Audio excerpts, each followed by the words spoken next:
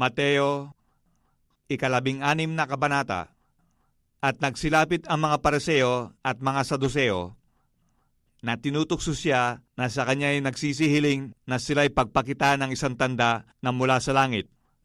Datapwat, siya'y sumagot at sa kanila ay sinabi, sa kinahapunan ay sinasabi ninyo, bubuti ang panahon sapagkat ang langit ay mapula, at sa umaga, ngayoy uunos, sapagkat mapula at makulimlim ang langit. Kayo'y marurunong magsikilala ng anyo ng langit. Datapwat, hindi ninyo nangakikilala ang mga tanda ng mga panahon.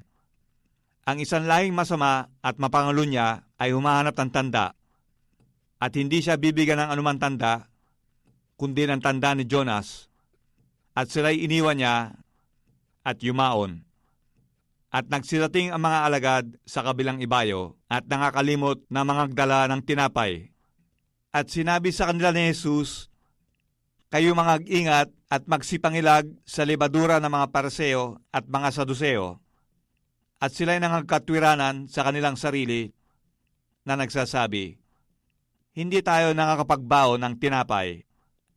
At nang matalastas ni Jesus ay sinabi, o kayong kakaunti ang pananampalataya, bakit kayo nangagbulay-bulay sa inyong sarili, sapagat wala kayong tinapay? Hindi pa ba ninyo natalastas at hindi ninyo naaalaala ang 5 tinapay sa 5,000 lalaki? At kung ilang bakol ang inyong nailigpit? Niyaong 7 tinapay sa 4,000 lalaki. At kung ilang bakol ang inyong nailigpit? Ano't hindi ninyo na pag-uunawa na hindi ang sinabi ko sa inyo'y tungkol sa tinapay? Datapwat, kayo mga ingat sa lebadura ng mga Pariseo at ng mga Saduseo, na magkagayoy kanilang natalastas na sa kanila hindi pinag-utos na sila'y magsipag-ingat sa lebadura ng tinapay, kundi sa mga aral ng mga Pariseo at ng mga Saduseo. Nang dumating nga si Jesus sa mga sakop ng Cesarea ni Filipo, ay itinanong niya sa kanya mga alagad na sinasabi, ano ba ang sabi ng mga tao kung sino ang anak ng tao? At kanilang sinabi, anang ilan? Si Juan Bautista. Ang ilan? Si Elias. At ang mga iba, si Jeremias o isa sa mga propeta. Kanyang sinabi sa kanila, datapwat, ano ang sabi ninyo kung sino ako? At sumagot si Simon Pedro at sinabi, ikaw ang Kristo, ang anak ng Diyos na buhay. At sumagot si Jesus at sa kanya ay sinabi, mapalad ka, Simon Bar-Jonas, sapagkat hindi pinahayag sa iyo ito ng laman at ng dugo, kundi ng aking Ama na nasa langit. At sinasabi ko naman sa iyo na ikaw ay Pedro, at sa ibabaw ng batong ito ay itatayo ko ang aking iglesia, at ang mga pintuan ng Hades ay hindi magsisipanayag laban sa kanya. Ibibigay ko sa iyo ang mga susi ng kaharian ng langit, at anumang iyong talian sa lupa ay tatalian sa langit, at anumang iyong kalagan sa lupa ay kakalagan sa langit. Na magkagayoy, ipinagbili niya sa mga alagad na huwag sabihin kaninuman na siya ang Kristo.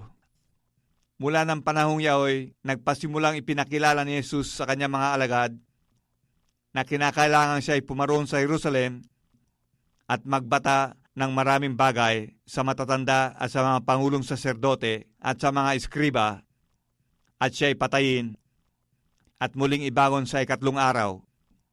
At isinama siya ni Pedro at nagpasimulang siya ay pinagwikaan na nagsasabi, Panginoon, malayo ito sa iyo. Kailanman ay hindi mangyayari ito sa iyo. Datapwat, lumingon siya at sinabi kay Pedro, lumagay ka sa likuran ko. Satanas, ikaw ay tisod sa akin, sapagkat hindi mo pinag-iisip ang mga bagay ng Diyos, kundi ang mga bagay ng tao.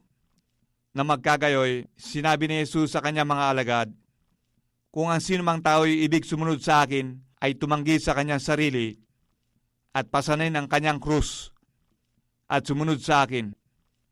Sapagat ang sinumang mag-ibig iligtas ang kanyang buhay ay mawawalan nito.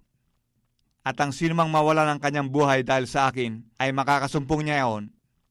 Sapagat ano ang pakikinabangin ng tao kung makamtam niya ang buong sanlibutan at mawawalan siya ng kanyang buhay? O ano ang ibibigay ng tao na katumbas sa kanyang buhay? Sapagat ang anak ng tao ay pariritong nasa kaluwalhatian ng kanyang ama na kasama ang kanyang mga anghel.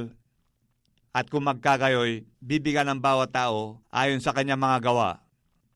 Katotohanan ang sinasabi ko sa inyo, may ilan sa nangakatayo rito na hindi matitikman sa anumang paraan ang kamatayan hanggang sa kanilang makita ang anak ng tao na pumaparito sa kanyang kaharian.